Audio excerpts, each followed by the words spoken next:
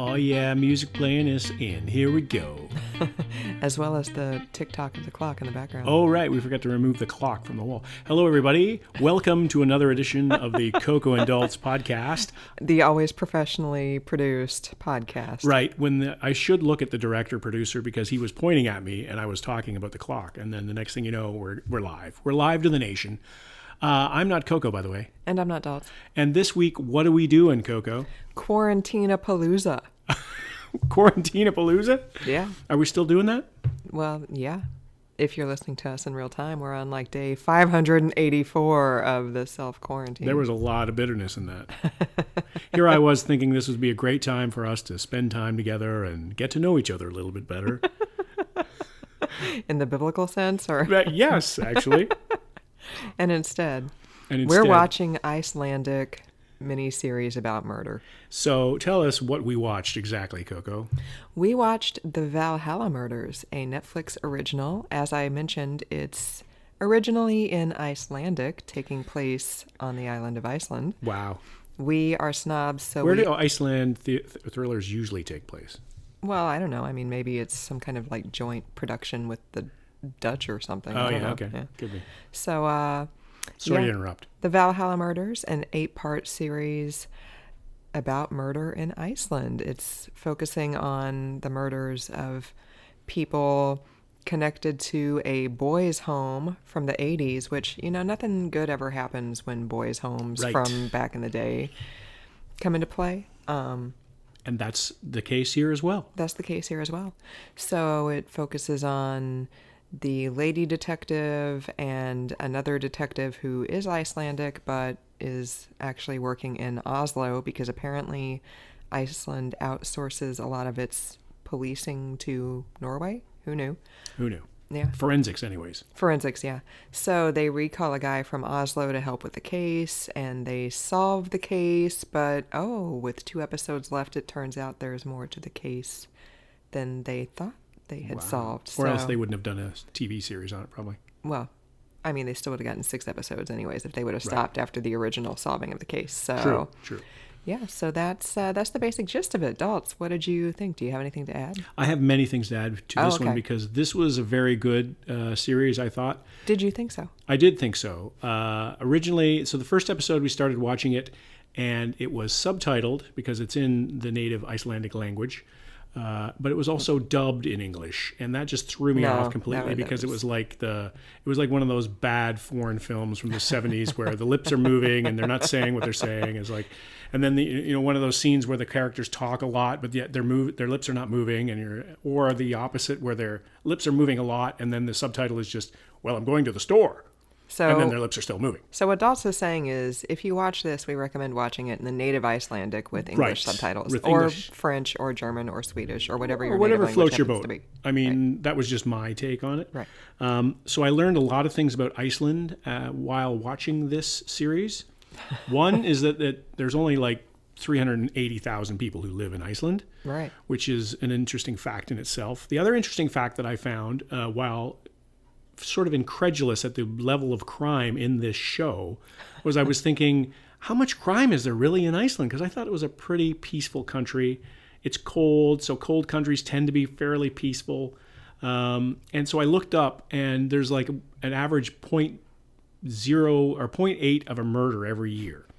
And so this movie is like the slaughter of Iceland because there's murder galore in this movie, and there are a couple of references in the movie where they say it's the worst crime spree in Icelandic history. But there's not only murder; there's also rape of both the gang rape of a teen girl in today's world, but also the rape and sodomy of young boys at the boys' homes back in the 80s, which is directly tied into the murders today. Because, like we said, nothing good ever happens when you talk about orphanages. And this just blew me away when I started watching this movie. I was thinking, are the Icelandic people something that I don't know? Is this a new level of savagery that I have not known about? No. But actually, no, it's pretty fictitious. And Iceland is still a very peaceful country.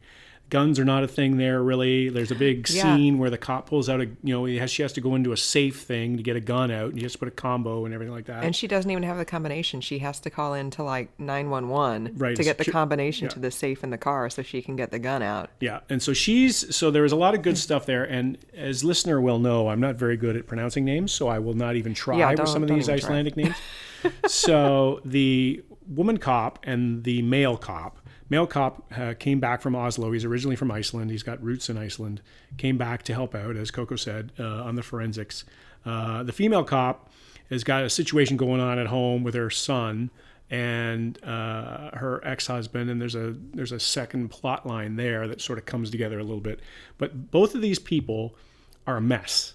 Yeah. They are very broken individuals. And so this is another layer. I was like, wow, Icelandic people are a lot deeper than I thought they were. I thought they were just kind of very happy-go-lucky, non-shooting people. But apparently there's more to them than that. According to the Valhalla Murders, which perhaps is not. It's perhaps not 100% accurate. Yeah, the best arbiter of what we should feel about Iceland and its people. Right. So maybe this was a completely American production and it got parachuted in there, but I don't think so. All the production and written by and directed by and everything like that are all Icelandic people. So it feels like an American movie, but it's actually like the story feels like a very American story. But they just dropped it into Iceland, and the landscapes and the cinematography are beautiful. I mean, we should mention it's a Netflix original. Yeah. And so it's not been in the theater anywhere in terms of mainstream North American theaters, anyways. But it was really well done. I could go on and talk about it, but then we would lose our listeners. So tell me, Coco, what your thoughts are. I really enjoyed it. I actually got this is recommended for you from Netflix alert because Netflix thinks that all I watch is either British shows or movies or crime shows or movies. So I got the alert saying recommended for you, and based on the description, I was like, oh, that sounds interesting. But then we watched the trailer and I was like, ooh, maybe not. So I was kind of on the fence leaning toward no when Dalt said, let's just go ahead and knock something off your playlist. And so we watched the first episode and I was hooked. We knocked out 4 on day 1 and the other 4 on day 2. Yep. I could have done all 8 of them in a row if we would have not run out of time. This is what the coronavirus does right now, is it frees you up time to binge watch things like this that we probably would not have otherwise. And I'm glad that we discovered it. I mean, I'm glad you discovered it and we got into it because it was a different kind of crime show. Yeah.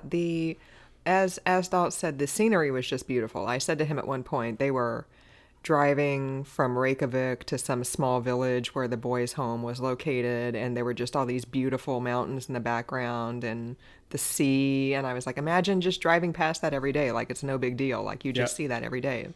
So the scenery was beautiful, the performances were really good, the 2 main cops were good, all the supporting cast was good. I especially enjoyed the guy who played the police chief of the small town where the boys' home was located. I thought he was kind of a buffoon, but he added in a little good bit way. of mirth to it. Like shows like this need a light touch somewhere along the way. You don't want to be a clown in a completely serious Shakespearean type play kind of thing. But you still need a little bit of levity in there, and he provided that. Just his facial expressions sometimes, and when the Oslo come home detective guy was being a bit of a jerk, he would just kind of stand there and the door slams on his face and he's like, like the international language of annoyance, right? So it was, I liked him too.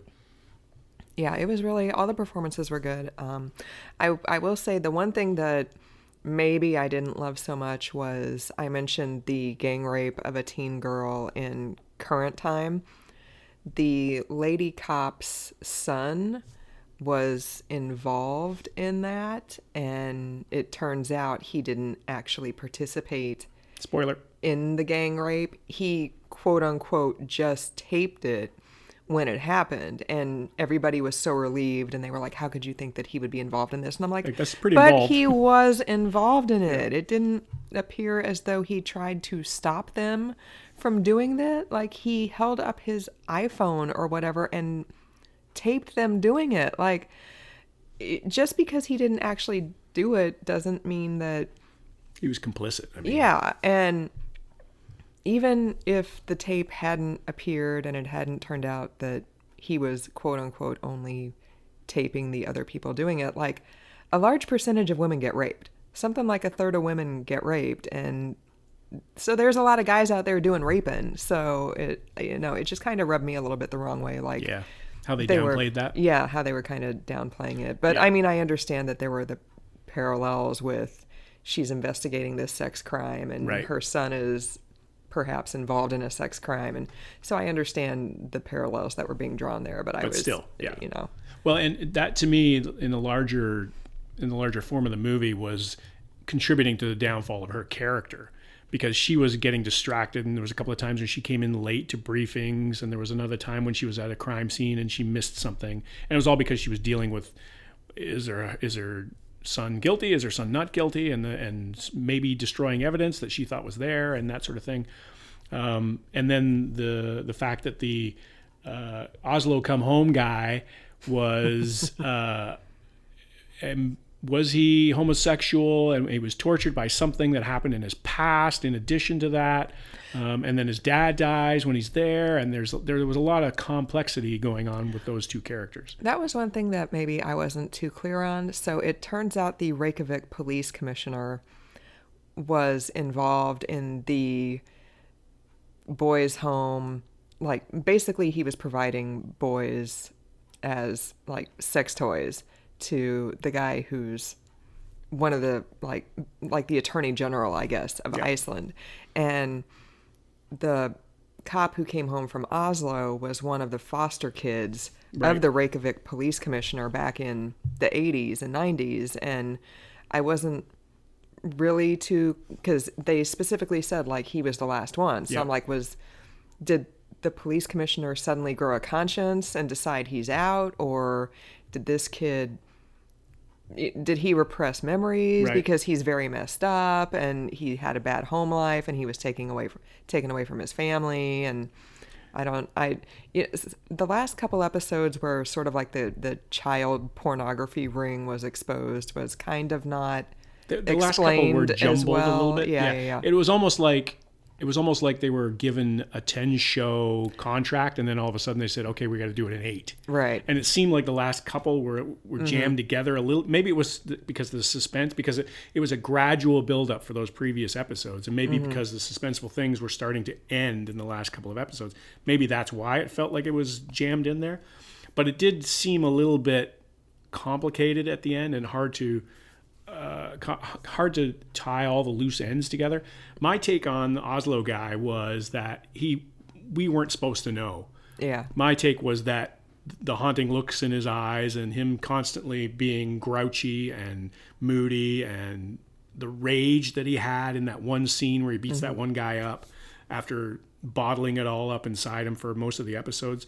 Like, my interpretation of that was he had something going on in his past, and I think you can make the leap that's something, especially when he befriends that little boy and tries to connect with him, whereas he does not connect with any other character pretty much in the entire series, even his partner, in a tangible, serious way. So to me, it was more about subtlety, and I actually thought that was cool because it wasn't obvious. It wasn't flashbacks every episode of what happened to him and everything like that, which, the first couple of times those things have been done were good, but now everybody does those kinds of things to kind of hammer you over the head with, here's the message, here's what this guy's being haunted by. But I didn't have as much of a problem with that, but I do agree with the other things. Like, there was a bit of a car crash at the end there in terms of wrapping everything up. It seemed like everything was being jammed into those 2 episodes, but it didn't take away from the larger series for me. I still got a lot out of it. I learned a lot about Iceland, let me tell you. You think that I'm goofing off when I'm looking at my phone during these shows. You think that I'm like, looking at, I don't know, Booty Call or something like that, but I'm actually looking at IMDb or what happened, the wiki page or whatever happens to be, to try to find out more information about the movie or where it takes place, or see if I know anybody in it.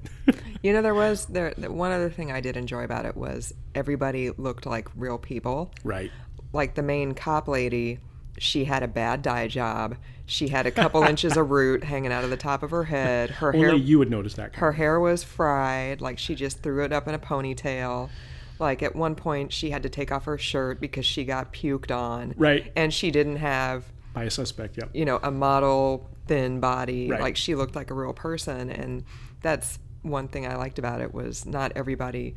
Like, you watch, like, an American cop show, and at 3 o'clock in the morning when they get called to crime scenes, they've got a perfect blowout. Right. And perfect makeup, like, for a photo shoot. And I was like, yeah, no, this is not real life at all. So. Well, I can throw that to a recent example of us watching those 3 virus movies, and we watched Pandemic, the Hallmark special for kicks, and we saw Tiffany and French Stewart showing, bellying up to work every day at 9 a.m. when meanwhile this pandemic is destroying the city, and they're all perfectly coiffed, and they have their makeup on, and they have their cup of Joe in their hand, and they're like, hey, how's it going? Like, it's just like another Monday at the office. So yeah, a stark contrast. Like, this is real life, and I thought the Oslo guy wore that well too, because he was haunting. He was haunted and haunting both, and he had you could tell that he was, he was billed as a runner in this show, but he definitely had some physical issues going on there too. Mm-hmm. Yeah, he wasn't out at the gym like pumping iron or anything. He was definitely, and yeah, they all looked exactly how you would expect them to look. Well, and it's nice. I like to. They were all wearing like dark clothing. Right. It was just very like, I think she wore the same jacket like pretty much every episode. Yep. They weren't fashion plates. Which is real life, right? I mean, how many people have 5 coats and wear a different one every day? Like, not cops, that's for sure. I mean, I don't know what the pay is in Reykjavik. It's probably, or in Iceland, it's probably pretty good, because they have socialized society there. So everything is very similar, very even. As I learned as I was looking into Iceland, is that there's not a lot of income inequity. Oh, that's nice. So as a result, there's not a lot of drugs, there's not a lot of crime, there's not a lot of this, not a lot of that. So a lot of those scenes were like, oh yeah, he was high on crack or something like that. Or there was one scene where there was a reference to cocaine or crack or something like that by one of the bad guys. And I was thinking, I wonder how much there is really that problem in Iceland. And I looked it up and said, no, there's hardly any drug problem. There's hardly any firearms on the island, in the nation. So I learned a lot about it. One of the things that I liked about this movie, and I have seen in a previous movie about that took place in Iceland, and I can't remember what it was the lighting. The lighting was very blue. Yeah. I don't know if you noticed that, or like, and you referenced the clothing being dark, and everything it was very almost monochromatic. Yeah. The characters and the landscape and the cars they drove and everything was very muted. And I don't know if that's because light, I imagine in a place like Iceland is so far north, is probably a valuable thing, right?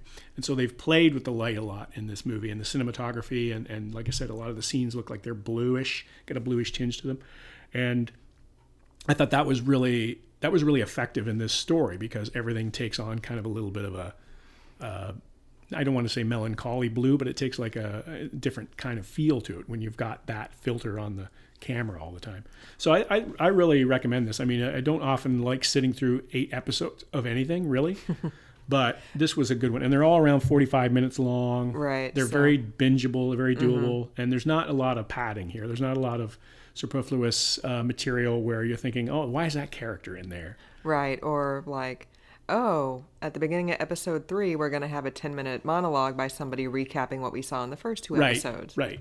Yeah, and you got to keep up. Like it's one of those series too where they're not going to go back. Like I was expecting after the end for them to do like some sort of Hollywood type recap where the main 2 characters are talking about what happened in order to fill everybody in on what happened and educate them as to the plot line and everything like that. And they never really did that. Yeah, there were a few times when they would reference somebody who got murdered in episode 1, and I'd be like, wait, who was that person again? Yeah. Or, oh, and then I'd have to think about it for a minute and be like, oh, okay, that's who that is. Well, and the danger of these long series too is that you mentioned something about her being in the trunk of a car at the beginning in the first episode. We see that, and I completely forgot about that moment. And you're like, I wonder when she's going to get out of the trunk of the car. And I was like, oh, right. She was in the trunk of the car at the beginning of this. Because it's so funny when you're thrown into a series like that, and you don't know the characters, you don't know the setting, you don't know the plot really, other than what you've read on the summary. And then it comes back around a little bit like that. You're like, oh, right, I remember that. But there weren't a lot of moments in this story at all like that. Mm-hmm. So on the whole, I definitely give it 2 thumbs up. I give it 2 frosty thumbs up because it's in Iceland. Which they were outside a lot, and she was frequently not wearing gloves. And I was like, you're way tougher than I am because there's like all this snow all over the ground. And I know you're from Iceland, but they're probably used to it. Oh my God. If you're born and raised in Iceland, you're probably used to ice and snow and cold. I know, but still. When you're looking for a Toyota Yaris, like going around a garage looking in all these windows and you don't have gloves on, like, maybe wear some gloves. I don't know. I thought that was funny too, that particular scene where they're looking for the Toyota Yaris, and it was from 2012 to 2014 or whatever the model year was. It was a longer window than that. And they said, there's 500 sold on the island in that time. I was thinking, 500 cars? There's 300,000 people. How many other cars are there? Is this like the most popular car on the island? And I was like, why don't you just run the registrations for all those and see who they're registered to? And if any names pop up, like, boom, there you go. Right. There was a lot of really good detective work in this. There was a lot of really good, I thought when they interviewed some of the boys who had been in the school, that felt real to me when they were retelling those stories. There were some interesting angles there about the journalist breaking all this news, somehow getting all this great information on the side. It was nice to see a journalist who actually asked somebody hard questions instead of just throwing softballs at them like we get here in the American media, you know? Or even it's just the portrayal of journalists in some of these movies are like they're all standing there like fish with their mouths open with microphones in their hands. And that's not the way. I mean, people ask hard questions. We've seen some pretty good press conferences lately in the Oval Office in the White House, I should say, where journalists have asked hard questions. And so there are hard questions asked in real life, but in movies it tends to be just portrayed as people with cameras and stuff like that. And so, yeah, you're right. That was really the woman she was a strong character. The lead detective, the woman character, the woman who we were talking about, she's a strong character, being the lead detective. Her boss was a woman. She was a fairly strong character, but she was a woman, so there was a good strength there. Iceland is very much about gender equity and income equity and all that sort of stuff. They have legislation that they passed in their government to make sure these things happen. And I think it was kind of reflected in this movie too. It wasn't like, oh, hey, we're going to make this, this is a token gesture. Here we go. It was just part of the fabric of the story. So I thought it was really well done all the way around. It was a nice story, and it was a nice glimpse into a society that I've never been to really, other than a stopover in Reykjavik one night. So there you go. 4 thumbs up. 4 thumbs up.